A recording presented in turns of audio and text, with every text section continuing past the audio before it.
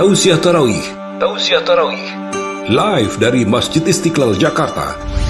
Dalam Islam ada 3 istilah yang menarik untuk kita kaji. Ada yang namanya sabar dalam pengertian sabir. Seharusnya mampu melawan tapi dia maafkan, itu sabir. Tausiah Tarawih setiap hari pukul 20:05 waktu Indonesia Barat di Pro 1, Pro 2, Pro 3, dan Pro 4 di seluruh Indonesia. Kerjasama RRI dengan Badan Pelaksana Pengelola Masjid Istiqlal Jakarta. Bismillahirrahmanirrahim. Assalamualaikum warahmatullahi wabarakatuh. Alhamdulillahi rabbil alamin. Wabihi nasta'in ala umurid dunya wa din.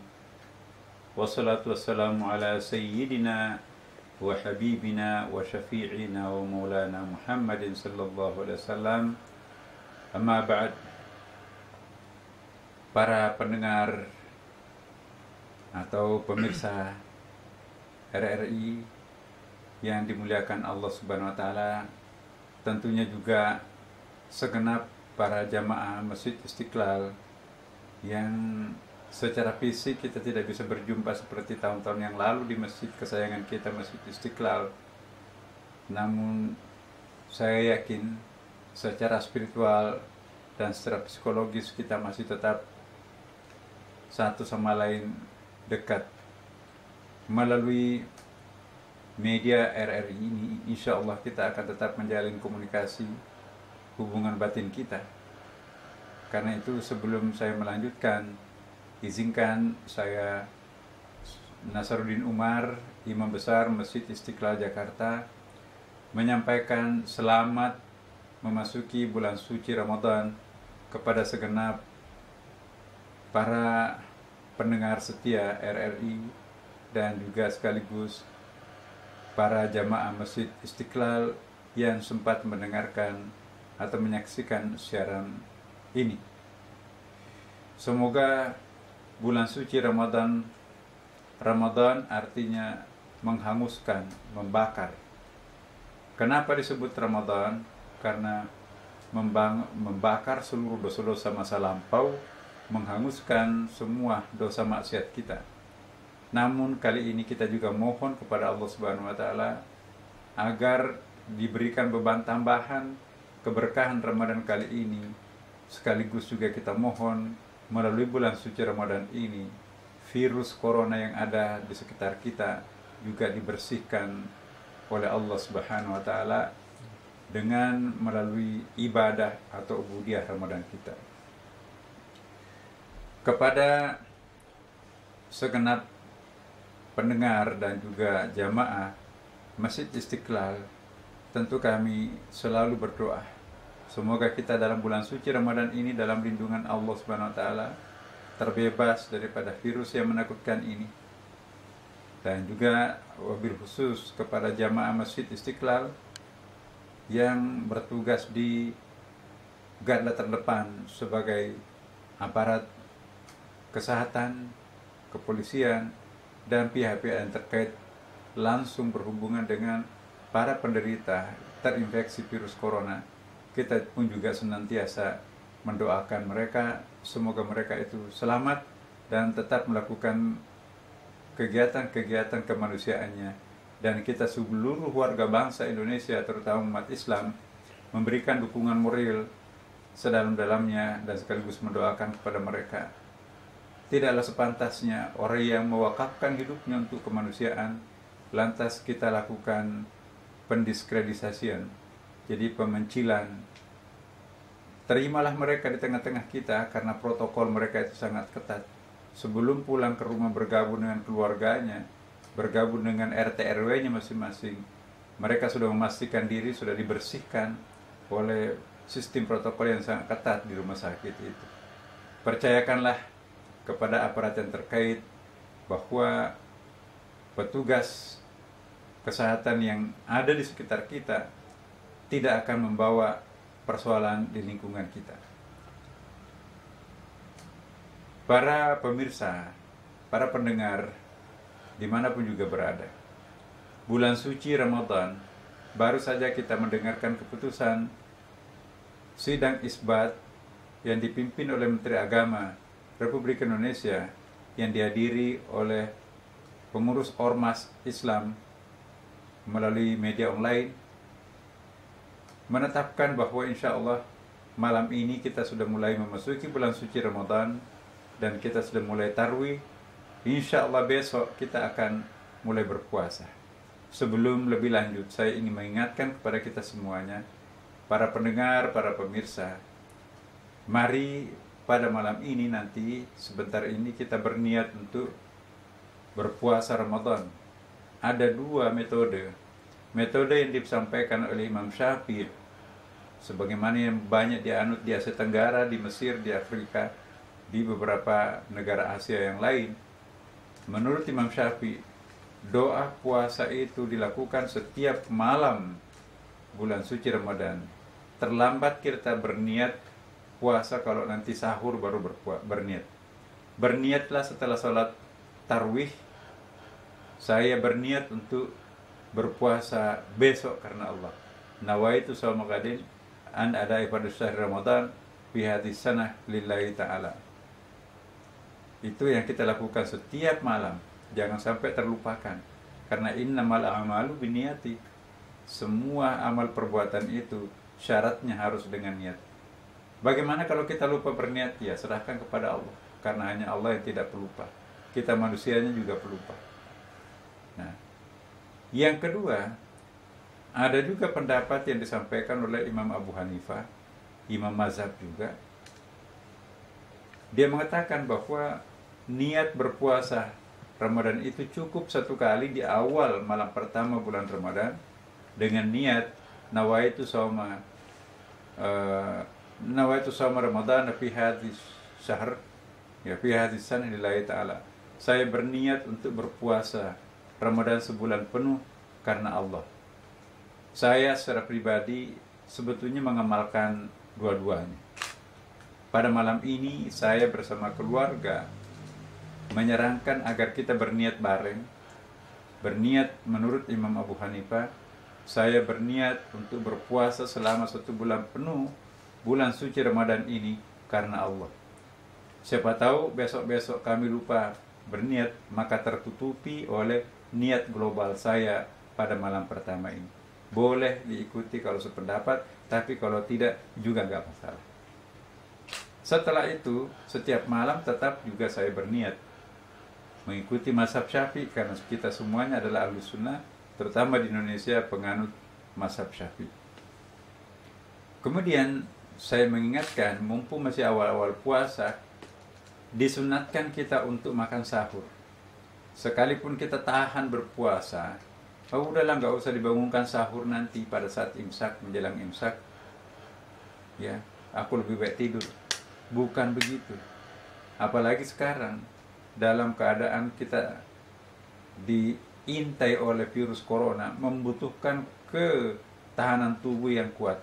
Nah, kalau kita terlalu lama tidak makan, terlalu lama tidak minum, misalnya kita tidur jam 9, jam 10 nanti kita bangun subuh tidak bisa lagi minum, tidak bisa lagi makan, maka tubuh kita itu akan betul-betul lama berpuasanya, mulai jam 10 malam sampai kurang lebih jam 6 sore. Nah, kalau kita makan sahur, kita masih bisa makan sahur jam 4 lewat 15 misalnya. Itu masih dimungkinkan sekarang ini. Dengan demikian, daya pendek atau daya tahan tubuh kita itu nanti akan lebih bagus karena kita masih sempat minum, masih sempat makan apalagi, sehingga dengan demikian tubuh dan badan kita itu akan kuat. Disunatkan juga buka puasa tepat pada waktunya. Jangan sampai menunda. Jam 8 aja deh nanti sampai di rumah buka puasa, ternyata macet. Sekarang nggak ada macet lagi kan. Nah, pada saat itu jangan sampai menunda buka puasanya. Minimum bawa permen mau pergi kemana-mana. Ya, tidak ada air minum di pinggir jalan. Ya, ambil di kantongnya. Ada permen di situ dimakan. Batalin wudhunya dulu, puasanya dulu. Nanti makan minum di tempat tujuan. Nah, sedemikian pentingnya hal ini, itu menjadi makruh puasa kita kalau kita tidak melakukan hal seperti ini. Membiarkan puasanya itu sampai jam 8 malam belum buka puasa, itu makruh puasa itu. Pahalanya jadi kurang. Ya. Yang puasa terbaik itu adalah kita mengawali puasa kita dengan makan sahur dan berbuka tepat pada waktunya. Hal-hal yang membatalkan puasa, mungkin ada yang lupa. Saya kembali mengingatkan, segala sesuatu yang masuk dalam mulut kita secara sengaja, entah itu makanan, entah itu minuman, ya, yang membuat kita itu kenyang atau tidak membuat kita kenyang, ya, asal kita sadar kita minum, maka itu batal puasa. Kecuali kalau kita lupa, sekali lagi. Karena hari pertama biasanya kan kita nggak biasa puasa, tiba-tiba puasa, capek dari luar, tiba-tiba dapat air minum, langsung makan. Masya Allah, ini satu Ramadan ini. Itu bonus dari Allah. Jangan lagi minum, jangan lagi makan. Teruskan puasanya, lanjut puasanya, dan tidak perlu diganti, karena itu dianggap sebagai sudah puasa. Soal lupa karena dia makan, itu urusan lupa, urusannya Allah. Ya, itu namanya pengecualian. Karena yang membuat kita lupa Allah, kita sendiri tidak mau lupa, tapi kenyataannya seperti itu. Jadi puasa yang kita makan di dalamnya karena lupa, maka itu tidak perlu digantikan. Ya. Kecuali kalau kita sengaja, waduh saya tadi lupa, ya, suapan pertama saya lupa, tapi ini enak, udahlah, melanjutkan lupa-lupa pura-pura itu batal itu, dan itu harus diganti. Ya. Sama juga dengan minum. Bagaimana kalau kita berenang?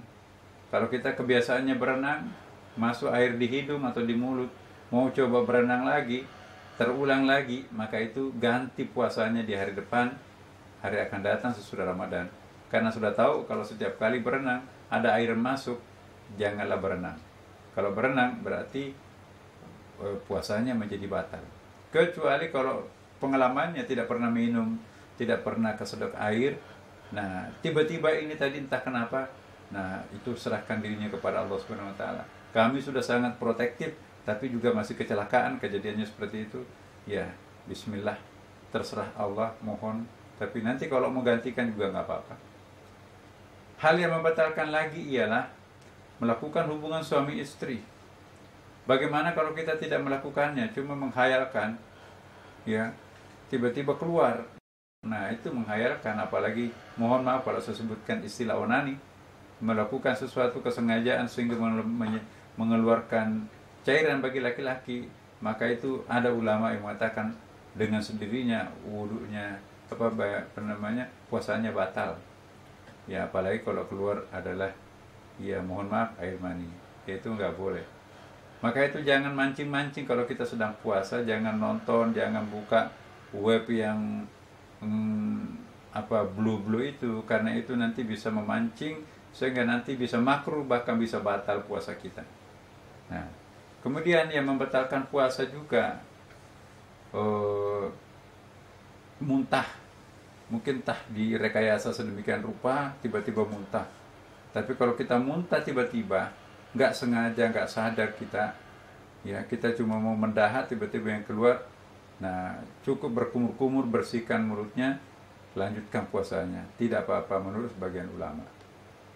Yang membatalkan pahala puasa, ya pahalanya yang batal, pahalanya yang berkurang, tapi puasanya secara syar'i sah, ialah puasa tapi tetap bohong, puasa tapi tetap nyolong, puasa tapi tetap mengintip, puasa tapi kakinya gentayangan kemana-mana, puasa tapi kerjaannya masih memfitnah, memviralkan hal-hal yang negatif, puasa tapi pikirannya kotor, puasa tetapi kemana-mana pergi menyaksikan sesuatu, sampai nggak sholat, nggak ngaji, menghibur dirinya karena sedang puasa, lama kelamaan dia juga melakukan dosa.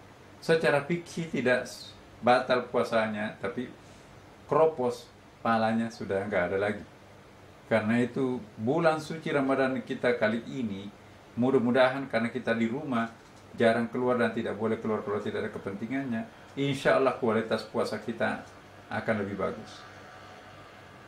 Hal lain yang perlu saya ingatkan kepada para pemirsa dan para pendengar, sekalipun Ya, kita sehat. Jangan nekat untuk pergi ke masjid, jangan pergi ke pasar. Kalau hal-hal yang tidak terlalu penting, lebih tinggal di rumah. Kadang-kadang anak muda itu ya nggak betah di rumah, udahlah. Memang dia nggak apa-apa karena daya tahan tubuh anak muda itu, apalagi dibuat 30 tahun, itu virusnya malah nggak mempan tuh. Tapi kan jangan lupa begitu dia pulang dari luar, dia bawa virus corona, berjumpa dengan ibunya, kakeknya. Daya tahan tubuh kakeknya dan ibunya, bapaknya lemah. Kakek, ibunya, orang tuanya kena, innalillah. Ya, jadi bukannya membawa kebahagiaan, tapi membawa malapetaka. Makanya itu kalau sayang orang tua, lebih baik jangan keluar. Kalau sayang kedua orang tuanya di kampung, tahan, jangan dulu mudik sekarang ini. Kalau mudik kasihan tuh orang tuanya, diteriakin di kampung, kenapa kok kamu bawa pulang anakmu, kenapa kamu panggil anakmu pulang. Biasanya kalau orang kota itu pulang ke desa, tepuk tangan, ya. Orang kota masuk ke desa bawa oleh-oleh, wah senang semuanya orang desa. Tapi sekarang kebalikannya, kalau ada orang kota pulang ke kampung sekarang ini, ya itu dimaki-maki. Sebagian sudah maki-maki orang kota, ngapain kamu pulang? Akhirnya orang tua kita yang tidak berdosa itu kena makian. Sudah pulang kita kembali ke Jakarta, orang tua kita masih didiskreditkan oleh tetangga. Gara-gara anaknya pulang kampung, kami satu warga RT di sini kena. Jadi kalau sayang orang tuanya, jangan pulang. Boleh kita kirimkan uang melalui jasa pengiriman, kirim barang melalui jasa pengiriman, insya Allah itu bisa kita atur semua. Daripada kita pulang sekarang ini, tidak membawa kenangan manis terhadap kedua orang tua, tapi orang tua pun juga menyarankan kamu gak usah pulang, nak. Ya. Apalagi kalau kita lihat mappingnya Jakarta, itu merah total sekarang. Di Jakarta tidak ada lagi suatu space yang hijau, yang kuning, semuanya merah total. Berarti kita di Jakarta ini sudah berada di zona merah, sangat berbahaya. Mungkin kita masih kuat-kuat jalan, mungkin kita nggak ada gejala-gejalanya, tapi virusnya sudah bersarang di dalam tubuh kita. Hanya karena daya tahan tubuh kita itu kuat, tidak muncul gejala-gejala awalnya seperti flu, batuk, lemah, dan sebagainya. Tapi kalau virus itu masuk ke orang tua yang daya tahan tubuhnya kurang, maka apa boleh buat? Dibawa ke rumah sakit pun juga nggak mempan. Ini bukan menakutkan, tapi artikel-artikel coba kita lihat. Orang yang pernah diserang virus corona ini, itu kata artikel ilmiah dari Cina, itu apa ya? Menimbulkan cacat lah. Saya tidak ingin mendramatisir di sini sedemikian rupa, tapi itu ada masalah. Ada sesuatu yang dirusak oleh virus yang sudah terlanjur masuk, tidak akan pernah bisa dipulihkan, disehatkan secara 100%. Makanya itu lebih baik kita memproteksi diri daripada kita melakukan sesuatu yang nekat. Sunnat hukumnya mencari pahala di masjid, sunnat hukumnya sholat tarawih di masjid, tapi wajib hukumnya memelihara kesehatan diri pribadi dan memelihara kesehatan keluarga. Jangan mengejar yang sunat tapi meninggalkan yang wajib. Darul mafasid muqaddamun ala jalbil masalih. Ya, mencegah kemudaratan itu lebih utama daripada mengejar manfaat. Ya, jangan dibalik-balik agama ini. Sunnatnya dikedepankan, tapi yang wajibnya ditelantarkan. Gak bisa. Yang wajib duluan. Wajib itu memelihara diri, memelihara keluarga, memelihara kesehatan. Keluarga itu lebih penting daripada mencari pahala. Terlalu egois kita, hanya karena cintanya masjid, cintanya salat berjamaah, menghindarkan melakukan pelanggaran terhadap protokol yang ditetapkan pemerintah dan majelis ulama. Akhirnya bukan pahala yang diperoleh, malah mungkin kesengsaraan. Ya, itu namanya ego spiritual. Demi untuk mendapatkan pahala yang banyak, tapi yang korban orang tuanya, yang korban kakek neneknya. Ya, mau tidak mau ya seperti itu kejadiannya. Kita sih enggak mempan tuh virus corona itu, tapi begitu masuk ke tubuh orang tua kita langsung kena. Kita kan masih pingin punya orang tua kan. Anak kecil juga rawan tuh. Kita kan masih punya anak sedang lucu-lucunya, kita kan tidak mau dipanggil lebih awal kan. Kalau sayang anak, sayang orang tua, jangan nekat keluar tanpa ada keperluan yang sangat penting. Kalaupun harus keluar, ingat protokol yang telah ditetapkan pemerintah kita. Jarak social distancing ini harus diatur betul 2 meter. Makanya itu Rasulullah juga bersabda, apabila orang itu bersin, maka itu 70.000 kuman akan disemprotkan. Maka itu disunatkan pada saat kita bersin atau menganga itu ditutup mulutnya. Bahasa hadisnya, kalau orang menganga itu iblis, setan akan masuk. Padahal kalau orang menganga sebetulnya peluang untuk membuka virus disemprotkan ke depannya itu berbanyak. Karena itu para pendengar dan para pemirsa dimanapun juga berada,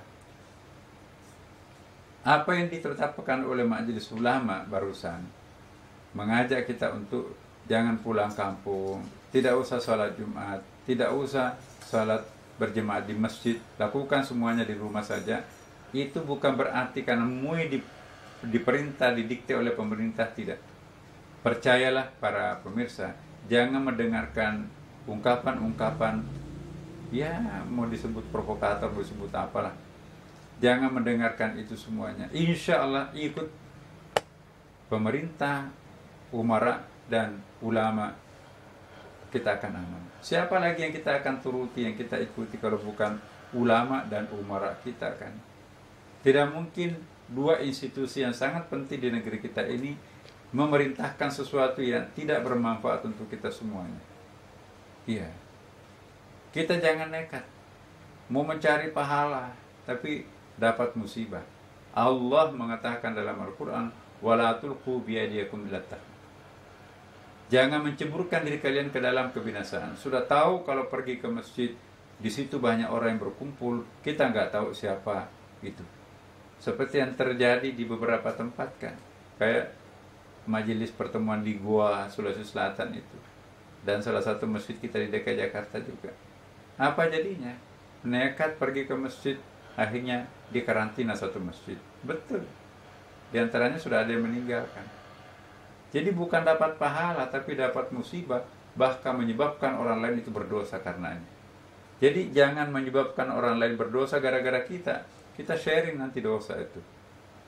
Maka itu serahkan dirinya kepada Allah Subhanahu wa taala sambil berikhtiar mengikuti pemimpin kita, pemerintah dan ulama kita. Ulama dan pemimpin kita menganggap sholatnya di rumah, tidak usah tarawih di masjid, kita ikuti. Asyik juga kok kadang-kadang. Sekian lama kita nggak pernah makan berjamaah keluarga. Sholat 5 waktu berjamaah bersama keluarga. Ya, nonton bareng, kerja bakti bareng, olahraga bareng. Anak-anak kita itu sebetulnya sangat merindukan kehangatan seperti ini.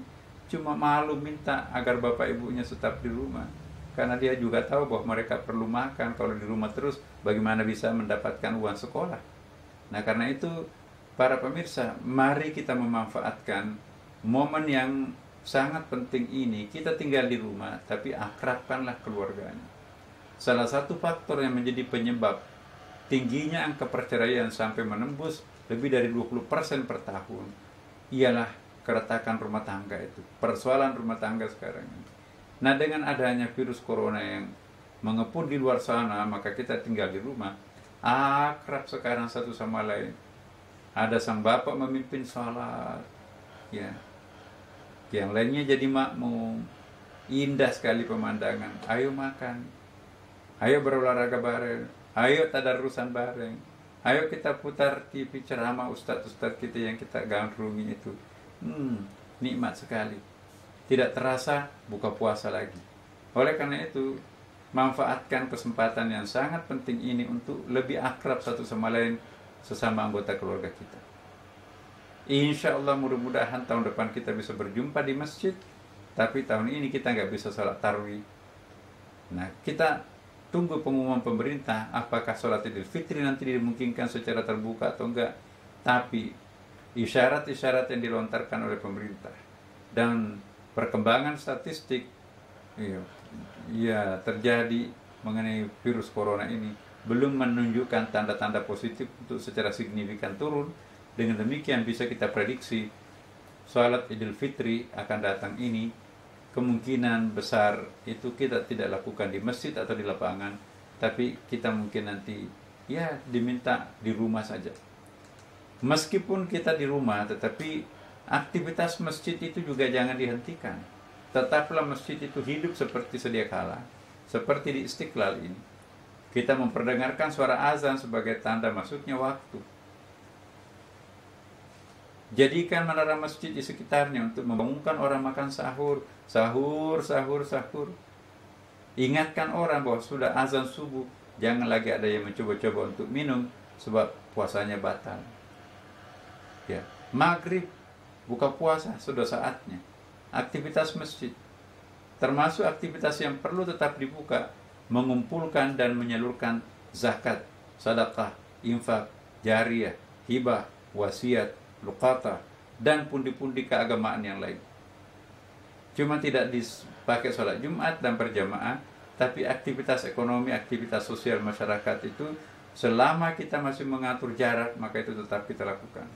Salurkanlah zakatnya di masjid, dan masjid pun juga bisa menyalurkan zakatnya orang-orang yang mempercayakan kepada dirinya, kepada mustahik yang sudah menjadi langganan.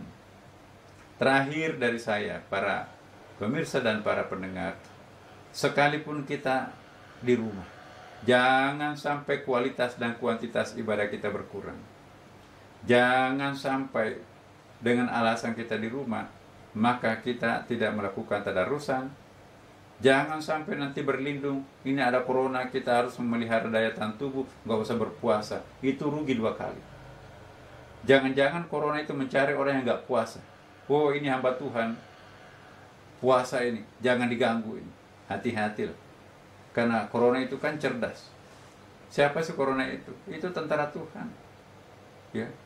Untuk memberikan ujian terhadap orang yang mungkin gagal menjadi khalifah, gagal menjadi hamba yang setia. Ya. Jadi kalau musibah datang bukan hanya menimpa orang yang durhaka, yang maksiat, yang kafir, orang baik-baik pun juga kena. Itu namanya musibah. Lain halnya kalau azab hanya menimpa orang kafir, orang pendosa, tapi orang mukmin aman. Nah, sekarang corona ini musibah, berarti lebih berbahaya untuk kita semuanya. Kalau azab hanya menyiksa orang yang zalim, yang durhaka, yang kafir, tapi kalau musibah menimpa juga oleh orang beriman, bahkan Ustadz K pun juga tidak terkecuali.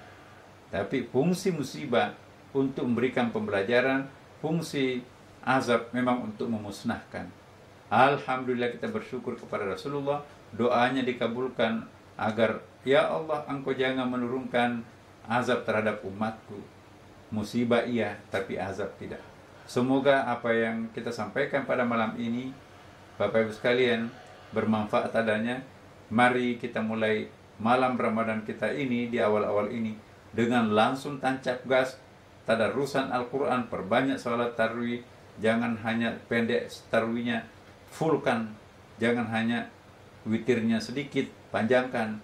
Bangunlah salat tahajud, dan insya Allah banyak tadarusan, maka virus coronanya pun juga akan digulung laksana tikar oleh Allah Subhanahu wa taala. Demikian Bapak Ibu sekalian, hadanallahu wa iyyakum ajma'in. Allahumma muwaffiq ila aqwamit thariq. Wassalamualaikum warahmatullahi wabarakatuh. Tausiah Tarawih live dari Masjid Istiqlal Jakarta. Dalam Islam ada 3 istilah yang menarik untuk kita kaji. Ada yang namanya sabar dalam pengertian sabir. Seharusnya mampu melawan tapi dia maafkan, itu sabir. Tausiah Tarawih setiap hari pukul 20:05 waktu Indonesia Barat di Pro 1, Pro 2, Pro 3, dan Pro 4 di seluruh Indonesia. Kerjasama RRI dengan Badan Pelaksana Pengelola Masjid Istiqlal Jakarta.